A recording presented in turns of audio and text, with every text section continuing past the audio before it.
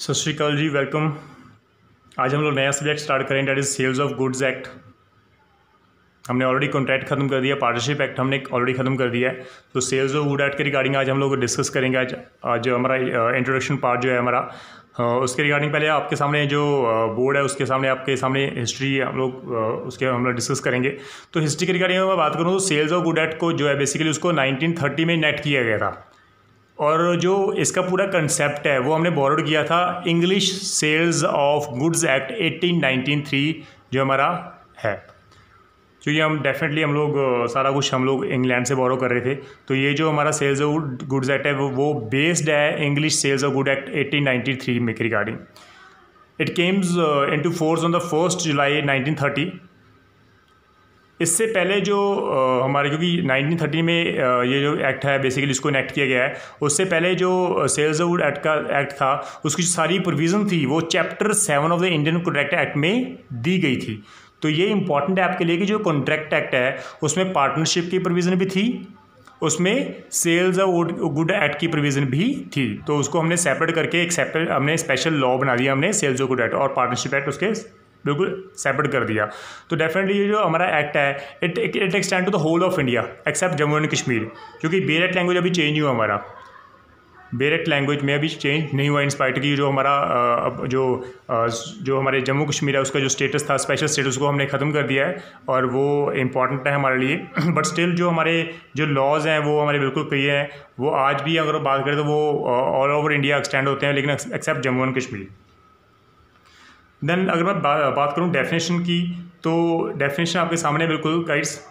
Section 4 जो है Indian sales of good act 1930 वो डिफ़ाइन कर रहा है कि contract of sale of goods है क्या। तो सिंपल टर्म्स में डिफ़ाइन किया गया है कि जो contract of sale of good है बेसिकली इट्स ए कॉन्ट्रैक्ट जिसमें एक सेलर ट्रांसफ़र करता है या एग्री करता है कि मैं गुड्स को ट्रांसफ़र करूँगा बायर को, लेकिन उसके बदले में बायर वो है मुझे प्राइस देगा। मैं शॉप में गया, मैंने बिस्कुट्स वगैरह परचेज़ किए, डेफिनेटली वो जो सेलर है वो एग्री है कि हाँ भाई मैं सेल करने के लिए रेडी हूँ और मैं विलिंग हूँ कि मैं उसका प्राइस देने के लिए रेडी हूँ। I am willing to pay the price of the biscuit. तो contract of sale of good is basically just a contract whereby the seller transfer और agree to transfer the property in the goods. तो वो biscuit का जो packet है वो मुझे transfer कर रहा है। Now I became the owner after paying the price. तो ये जो डेफिनेशन बिल्कुल क्लियर है। देन गाइज एसेंशियल जो हमारे कॉन्ट्रैक्ट ऑफ सेल के कुछ एसेंशियल इंग्रेडिएंट्स हैं that is very important for students. सबसे इंपॉर्टेंट बात है कि ये जो कॉन्ट्रैक्ट ऑफ जो हमारा सेल है उसमें 2 पार्टीज होने चाहिए, एक सेलर एक बायर।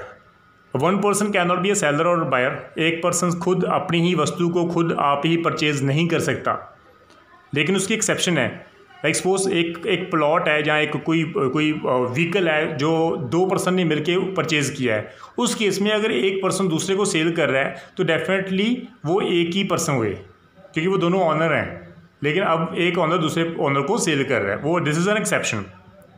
सेकेंड पॉइंट, जो कॉन्ट्रैक्ट ऑफ सेल है उसमें एक एग्रीमेंट होगा, ट्रांसफ़र और agreement to transfer the ownership of goods. उसमें ऑनरशिप हमेशा ट्रांसफ़र होगी। कौन सी ऑनरशिप? गुड्स की ऑनरशिप। जो सब्जेक्ट मैटर है पूरे कॉन्ट्रैक्ट का वो सिर्फ गुड्स है। गुड्स के अलावा और किसी चीज़ के regarding sales of good act deal नहीं करता। और वो गुड्स कौन सी है? मूवेबल प्रॉपर्टी की बात कर रहा हूँ, इमूवेबल प्रॉपर्टी के रिगार्डिंग बिल्कुल बात नहीं कर रहा मैं, क्योंकि सेल्स ऑफ गुड एक्ट है वो सिर्फ मूवेबल प्रॉपर्टी के रिगार्डिंग बात कर रहा है। जो कॉन्ट्रैक्ट है वो दोनों को डील कर रहा है, इमूवेबल प्रॉपर्टी है चाहे वो मूवेबल प्रॉपर्टी है, वो दोनों के रिगार्डिंग डील कर रहा है। लेकिन जो सेल्स ऑफ गुड एक्ट है it only deals with the movable property. जो इमूवेबल प्रॉपर्टी है उसको हम लोग ने इस एक्ट में कवर नहीं किया। फोर्थ, उसमें प्राइस इंपॉर्टेंट है, क्योंकि consideration one of the important part of the contract act. So जब भी कॉन्ट्रैक्ट होगा सेल्स ऑफ गुड एक्ट के रिगार्डिंग तो डेफिनेटली वहाँ पर कंसिडरेशन क्या है? सिर्फ और सिर्फ प्राइस। क्योंकि यहाँ पर बाटा सिस्टम जो है, लाइक हम लोग गुड्स के बदले गुड्स ले लेते हैं, वो सेल्स ऑफ गुड्स एक्ट के अंडर कवर नहीं होता। तो barter system is not covered under the sales of good act. Further, जो कॉन्ट्रैक्ट ऑफ सेल है वो हम लोग ऑलरेडी वी ऑल नो कि वो रिटन में भी होता है, वो बाय वर्ड भी होता है, डेट मीन्स ओरल भी होता है, वो रिटन में होता है। ये इंपॉर्टेंट है। जो हमारे जो कॉन्ट्रैक्ट एक्ट है उसकी जो अदर एसेंशियल इंग्रेडिएंट्स हैं जिसको जो वैलिड कॉन्ट्रैक्ट के लिए इंपॉर्टेंट मानी जाती हैं वो भी हमें पूरी करनी होगी। लाइक सपोज माइनर नहीं होना चाहिए, ये इंपॉर्टेंट है।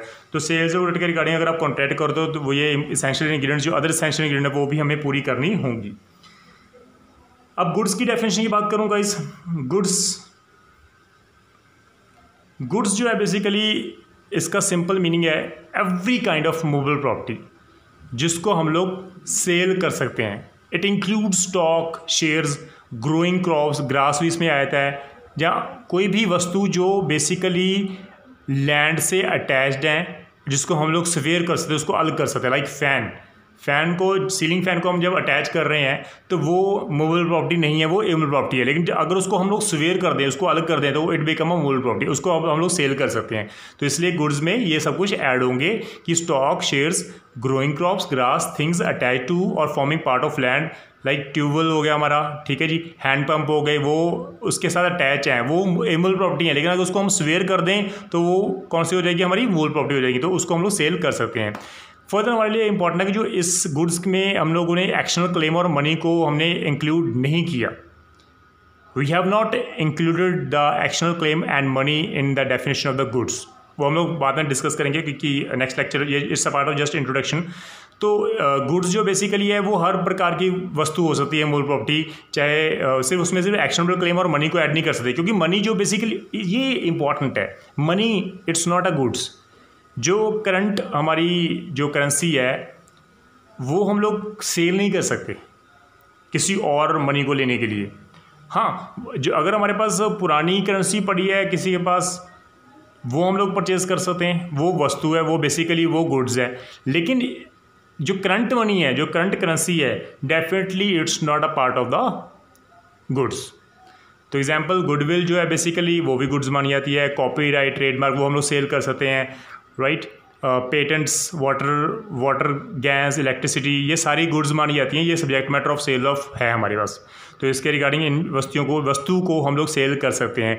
बेसिकली लॉ कहता है कि the test is if the property on shifting its situation does not lose its character the said property shall be movable and fall within the definition of goods. ऐसी वस्तु जिसको shift करने, अगर हम shift करेंगे तो definitely वो ख़राब नहीं होगी, वो डिमोलिश नहीं होगी, तो डेफिनेटली उसको हम लोग सेल कर सकते हैं, वो मूल प्रॉपर्टी मानी जाएगी और वो डेफिनेशन गुड्स की डेफिनेशन में कवर होती है। अब बात हमारी होती है कि टाइप्स ऑफ गुड्स क्या हैं। तो we have 3 types of goods, existing goods, future goods and contingent goods. तो गाइस इसमें ध्यान रखना, जो एग्जिस्टिंग गुड्स है वो कौन सी हैं? Goods which are physically in existence. आप मार्केट में जाते हो, मार्केट में जो भी गुड्स हैं वो इन एग्जिस्टेंस हैं, आपको अच्छी लगी, आप परचेज कर रहे हो। And which are in seller's ownership, वो इंपॉर्टेंट है कि सेलर की ऑनरशिप में हो या उसकी पोजेशन में हो, वो इंटाइटल्ड हो उनको सेल करने के लिए। At the time of entering the contract of sale, उसको हम लोग बोलते हैं कि वो एग्जिस्टिंग गुड्स हैं। तो where seller is the owner and he has the general property in them. अगर कोई ऑनर नहीं है तो डेफिनेटली वो सेल नहीं कर सकता। अगर किसी के पोजेशन में है तो अगर उसको राइट दिया हुआ है रियल ऑनर ने कि आप इसको सेल कर दो, तो डेफिनेटली वो सेल कर सकता है, वो उसकी एग्जिस्टिंग गुड्स में कवर होता है। फ्यूचर गुड्स जिसको अभी हमने मैन्युफैक्चर करना है, जिसको अभी हमने प्रोड्यूस करना है, जिसको अभी एक्वायर करना है। लाइक मैंने वो जो गुड्स हैं वो मैंने अमेरिका से परचेज करनी है, अभी मैंने एक्वायर करनी है किसी से, सेलर द्वारा अभी एक्वायर करना है, सेलर द्वारा अभी उसको प्रोड्यूस करना है, सेलर द्वारा अभी उसको मैन्युफैक्चर करना है, तो वो होती है हमारी फ्यूचर गुड्स। तो सेक्शन 2 सब क्लॉज सेक्शन 6 में वहाँ पे वर्ड लिखा है कि these goods may be either not in existence और may be in existence but not acquired by the seller. अगर वो एग्जिस्टेंस में भी हैं, लाइक वो किसी कार मेरे पास पड़ी है, डेफिनेटली अभी मैंने एक्वायर नहीं की, अभी मैंने उसे किसी से परचेज करनी है, तभी मैं आपको सेल कर सकता हूँ। तो अभी मैं एक्वायर नहीं, अभी मेरे पास एक्वायर नहीं है, अभी हुई, but still it is in my possession. Example आपके सामने है, A agree to sell to B all the milk that his cow may yield during the coming year. एक साल में जो भी उसकी काओ जो है वो दूध देगी वो सेल करेगा अभी को। अब ये तो फ्यूचर गुड्स है डेफिनेटली, ठीक है जी। शाम को भी दूध निकालना पड़ेगा, मॉर्निंग में भी दूध निकालना पड़ेगा, वो तो फिर फ्यूचर गुड्स हो हमारा, तो ये इंपॉर्टेंट है। Then we have contingent goods. Contingent goods भी हमारी फ्यूचर्स गुड्स होती हैं, लेकिन ये कंडीशंस के ऊपर डिपेंड होती हैं। तो these are the goods the acquisition of which by the seller depend upon the contingency. जो हो भी सकता है कि वो हैपन हो या ना हो। लाइक सपोज जो हमारा सेक्शन 6 सब क्लॉज 2 है, उसमें एग्जाम्पल दिए हुए हैं कि A agree to sell to B a specific rare painting provided कि he is able to purchase it from the present owner. अब ए बी को कह रहा है कि मैं आपको जो रेयर पेंटिंग है मैं वो आपको सेल करूंगा, बट स्टिल अभी ए ने वो खुद परचेज नहीं की रियल ऑनर से, तो डेफिनेटली जब वो रियल ऑनर से वो परचेज करेगा तभी वो बी को दे सकता है। तो it's just a contingent contract based upon कि वो रियल ऑनर वो सेल करेगा या नहीं करेगा, ये इसकी कंडीशन पे डिपेंड है, तो इसलिए उसको हम लोग कॉन्टिजेंट कॉन्ट्रैक्ट बोलते हैं। For the second example, X जो है वो एग्री कर रहा है to sell to 25 bales of Egyptian cotton, provided कि शिप जो है वो प्रॉपरली सेफली पोर्ट पर पहुंच जाए। अब वो अगर शिप पहुंच जाएगी सेफली तो भाई हम आपको दे देंगे, अगर शिप ही सैंक हो गई तो कॉन्ट्रैक्ट ऑटोमेटिकली वॉइड माना जाएगा और सेलर इज नॉट लायबल। तो ये कॉन्टिजेंट कॉन्ट्रैक्ट हमारे हैं। फर्दर टर्म जो कॉन्ट्रैक्ट है, contract of sale of goods है, ये एक जेनरिक टर्म है, क्योंकि यहाँ पर हम लोग दोनों इंक्लूड करते हैं, वो हम लोग उसको उसमें हम लोग सेल भी इंक्लूड करते हैं और एग्रीमेंट टू सेल भी इंक्लूड करते हैं। So where the seller transfer the ownership rights to the buyer, अगर सेलर ने ऑनरशिप का अधिकार राइट बायर को इमीडिएटली ट्रांसफर कर दिया तो हम लोग उसको सेल बोलेंगे। आप मार्केट में गए, आपको चीज़ कोई अच्छी लगी, आपको कोई वस्तु अच्छी लगी, आपने उसको परचेज कर लिया, आपने पेमेंट कर दी, तो वो आपकी वस्तु हो गई, वो गुड्स आपकी हो गई, इमीडिएटली ट्रांसफर ऑफ ऑनरशिप। लेकिन जब ऑनरशिप राइट जो है अभी वो फ्यूचर में ट्रांसफर होना है क्योंकि कुछ कंडीशंस फुलफिल करनी है, तो उसको हम बोलेंगे एग्रीमेंट टू सेल। ठीक है जी, वो बेसिकली हमारे फ्यूचर्स कॉन्ट्रैक्ट है, वो एग्रीमेंट टू सेल है, अभी हम लोग फ्यूचर में पूरा करेंगे, बाद में पूरा करेंगे। नाउ सेल और एग्रीमेंट, सेल में इंपॉर्टेंट डिफरेंस क्या है, ये काफ़ी इंपॉर्टेंट है हमारे लिए। Sale it's a contract where the ownership in the goods is transferred by the seller to the buyer immediately. Sale में सेलर बायर को इमीडिएटली जो ऑनरशिप ट्रांसफर कर देता है। तो स्ट्रिक्टली हम लोग ये बोल सकते हैं कि जो सेल है takes place when there is a transfer property in the goods from the seller to the buyer. जैसे ही गुड्स ट्रांसफर होती हैं सेलर टू बायर, वो हमारी होती है सेल, हम उसको एग्जीक्यूटिव कॉन्ट्रैक्ट भी बोलते हैं।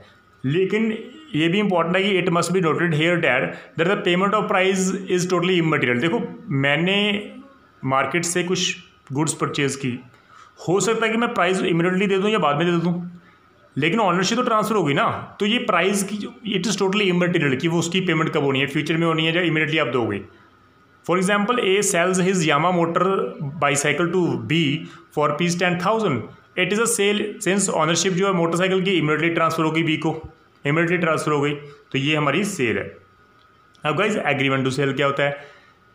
It is a contract of sale जिसमें जो प्रॉपर्टी की ट्रांसफर होती है, गुड्स अगर ट्रांसफर करोगे फ्यूचर डेट में करोगे, where the transfer of property in goods is to take place at a future date और subject to some condition like contingent होगा। फ्यूचर जो प्रॉपर्टी होती है वो हमारी एग्रीमेंट टू सेल में आती है।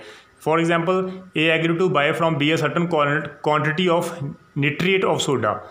अब जो सोडा है, निट्रेट सोडा है, वो the ship carrying the nitrate soda was yet to arrive, अभी वो शिप आने वाली है, तो डेफिनेटली जब आएगी उसके बाद ही हम लोग उसको बी को देंगे, तो ये एग्रीमेंट टू सेल है। इन दिस केस ऑनरशिप जो है ऑफ निट्रेट की, ऑफ सोडा की, वो ट्रांसफर हो जाएगी जैसे ही शिप अराइव हो गई हमारे पोर्ट पर। हाँ, अगर वो शिप संक हो गई तो डेफिनेटली हम लोग उस गुड को ट्रांसफ़र कर ही नहीं सकते, वो कॉन्ट्रैक्ट वॉइड हो जाएगा। तो ये हमारा केस था जॉनसन वर्सेस मैकडोनल्ड का केस, ये इंपॉर्टेंट काफ़ी केस है। देन एक फर्दर एग्जांपल, जो 1 मार्च 1998 को ए ने एग्रीमेंट किया, A agreed to sell his car to B for rupees 80,000। उसमें उन दोनों में फर्दर एग्रीमेंट हुआ कि भाई जो ऑनरशिप है वो हम लोग 21 मार्च को ट्रांसफ़र करेंगे 1998 को, उसी दिन हम लोग कार को बी के नाम पर रजिस्टर्ड करा देंगे। तो ये बेसिकली एग्रीमेंट टू सेल है, क्योंकि यहाँ पर जो ऑनरशिप है वो कब ट्रांसफ़र होगी, 31 मार्च को होगी। एग्रीमेंट कब हो रहा है, 1 मार्च को हो रहा है, तो ये एग्रीमेंट टू सेल है। So other point of distinction जो है बेसिकली सेल और एग्रीमेंट टू सेल में डिफरेंस क्या है, डिस्टिंक्शन क्या है, वो आपके सामने है। सेल और एग्रीमेंट टू सेल, इन दोनों में डिफरेंस क्या है? पहली बात, जो ऑनरशिप है वो इमीडिएटली सेल में ट्रांसफ़र हो जाती है बायर को, लेकिन एग्रीमेंट टू सेल में ऑनरशिप अभी ट्रांसफ़र इमीडिएटली नहीं होती, वो फ्यूचर डेट में होती है। जो सेल है वो एग्जीक्यूटिव कॉन्ट्रैक्ट है, इमीडिएटली ट्रांसफ़र हो जाती है गुड्स। जो एग्रीमेंट टू सेल है वो एग्जीक्यूटरी कॉन्ट्रैक्ट है, वो फ्यूचर में भी अभी हमने एग्जीक्यूट कराना है उसको, अभी उसको एग्जीक्यूट करना है। ट्रांसफ़र अभी प्रॉपर्टी होगी, अभी मैन्युफैक्चर करनी है, अभी प्रोड्यूस करनी है, अभी सेलर ने एक्वायर करनी है, तभी वो बायर को देगा। तो ये इसके लिए इसलिए वो एग्जीक्यूटरी है। जो रिस्क ऑफ लॉस है वो बायर का होगा इमीडिएटली सेल में, क्योंकि जैसे ही सेलर ने सेल कर दी तो बायर वो मालिक हो जाता है, वो ही become the owner of that goods. तो डेफिनेटली अगर वो गुड्स लॉस हो गई तो वो बायर की रिस्पॉन्सिबिलिटी है। लेकिन एग्रीमेंट टू सेल में जो, क्योंकि ऑनरशिप ट्रांसफर नहीं होती, अब जब ऑनरशिप ही ट्रांसफर नहीं हुई तो वो जो रिस्क है उस गुड्स का, अगर वो लॉस हो गई तो वो सेलर का ही है। Fourth point, seller can not resale the goods. Definitely आपने सेल कर दिया, आप रीसेल कर ही नहीं सकते। लेकिन एग्रीमेंट टू सेल में आप थर्ड पार्टी, जो सेलर है, can sell goods to the third party, आप सेल कर सकते हो। अगर buyer if is not willing to purchase the goods, definitely जो सेलर है वो अपनी गुड्स थर्ड पार्टी को सेल कर देगा। Next, it can be in case of existing और स्पेसिफिक गुड्स। सेल किस गुड्स की होगी? जो एग्जिस्टिंग, जो स्पेसिफिक गुड्स है। जो अनसर्टन गुड्स हैं, उस जो फ्यूचर गुड्स हैं, डेफिनेटली उसके रिगार्डिंग सेल पॉसिबल ही नहीं है, क्योंकि फ्यूचर गुड्स है, अभी हमने मैन्युफैक्चर करनी है, अभी प्रोड्यूस करनी है, उसको अभी एक्वायर करना है। वो अनसर्टन गुड्स हैं, तो डेफिनेटली वो it's not the part of the agreement, और it's not part of the sale, वो एग्रीमेंट टू सेल का पार्ट है। Another difference, in case of breach of the contract, जो सेलर है वो सूट फाइल कर सकता है बायर के रिगार्डिंग कि भाई मुझे प्राइस चाहिए। लेकिन क्योंकि एग्रीमेंट टू सेल में इन case of breach of contract, तो सेलर जो है बेसिकली वो डैमेजेस क्लेम कर सकता है, वो प्राइस तो क्लेम कर ही नहीं सकता, ठीक है जी, वो सिर्फ डैमेजेस क्लेम कर सकता है। अनदर डिफरेंस, जो सेलर है basically he is only entitled to the rateable dividend of the price due if the buyer become insolvent. अगर सेल करने के बाद अगर बायर इंसॉल्वेंट हो गया तो पहली बात तो सेलर को कुछ मिलेगा नहीं। अगर कुछ अमाउंट है उसको, उसके पास पैसा है, तो वो रेटेबली उसको डिवाइड कर देंगे। अदरवाइज़ पॉसिबल नहीं है कि सेलर जो है उसको कुछ पैसा मिले, उसको हम उसको दें, क्योंकि जब पर्सन इंसॉल्वेंट हो गया, बायर इंसॉल्वेंट हो गया, definitely buyer is not basically legally bound to pay the amount. तो एग्रीमेंट टू सेल में जो सेलर है बेसिकली वो रिफ्यूज़ कर सकता है कि मैं तो अपनी गुड्स बायर को सेल ही नहीं करूँगा, क्योंकि वो तो ऑलरेडी इंसॉल्वेंट हो चुका है। तो ये इंपॉर्टेंट हमारे लिए पार्ट है। फर्दर इम्पॉर्टेंट गाइज, कुछ डॉक्यूमेंट्स ऑफ टाइटल्स भी हैं। डॉक्यूमेंट ऑफ टाइटल, लाइक अगर आपने जस्ट एग्जांपल दे रहा हूँ मैं, क्योंकि आपने कोई प्रॉपर्टी, इमूवेबल प्रॉपर्टी परचेज की है, तो आप जो उसकी रजिस्ट्रेशन होती है, जो रजिस्ट्री होती है उस प्लॉट की, उस हाउस की, वो डॉक्यूमेंट आपके टाइटल शो कर रहा है कि that you are the owner of that thing. अब मूवेबल प्रॉपर्टी में भी ऐसा ही टाइटल होता है। डॉक्यूमेंट, लाइक सपोज आप मार्केट में गए, आपने कोई परचेज की, तो वो बिल काट के आपको देगा, वो bill basically document of title है। So a document title to goods may be described as any document, कोई भी डॉक्यूमेंट होता है used as a proof of the possession और कंट्रोल द गुड्स, कि भाई मैंने ये प्रॉपर्टी उसको दे दी क्योंकि मैंने उसको जो है बेसिकली बिल काट के दिया है। सो ये जो टाइटल है ये कैसा होता है? Like bill of lading, dock warrant, warehouse keeper certificate अगर आपको दे दे, वार फिंगर सर्टिफिकेट हो जाएगा, रेलवे रिसिप्ट हो जाएगी, क्योंकि रेलवे से जब भी आपको आता है तो आपको रेलवे रिसिप्ट आपको दी जाएगी, तो तभी आप उसको रिसीव कर सकते हो, अदरवाइज आप रिसीव नहीं कर सकते। इन सेम केस वारंट और order for the delivery of goods, ये जो बेसिकली डॉक्यूमेंट्स हैं ये प्रूव कर रहे हैं कि बेसिकली आप उनके मालिक हो, गुड्स के मालिक हो, you are the owner of that goods, आप उसको रिसीव कर सकते हो, आप उसको पोजेशन में ले सकते हो। ये डॉक्यूमेंट क्लियर बोल रहे हैं, ठीक है जी गाइज। तो ये जो हमारा बेसिकली इंट्रोडक्शन पार्ट है हमारा सेल्स ऑफ गुड एट के रिगार्डिंग, काफ़ी इंपॉर्टेंट है, प्लीज़ इसको आप ध्यान में रखना। इंट्रोडक्शन हमारी कंप्लीट हो चुकी है, उसके बाद हम लोग बेरेक्ट करेंगे, क्योंकि ये it's a kind of just introduction. Goods कितने टाइप्स की होती हैं, राइट, कैसे आप टाइटल किसी को दे सकते हो, कैसे आप सेल कर सकते हो, सेल और एग्रीमेंट सेल में डिफरेंस क्या है, उसके रिगार्डिंग है। तो प्लीज़ इसको आप ध्यान में रखना। इन case of any doubt, in case of any problem, please आप डिस्कस कर लेना, आप कमेंट में आप अपने व्यूज़ दे देना। थैंक यू सो मच, सत श्री अकाल।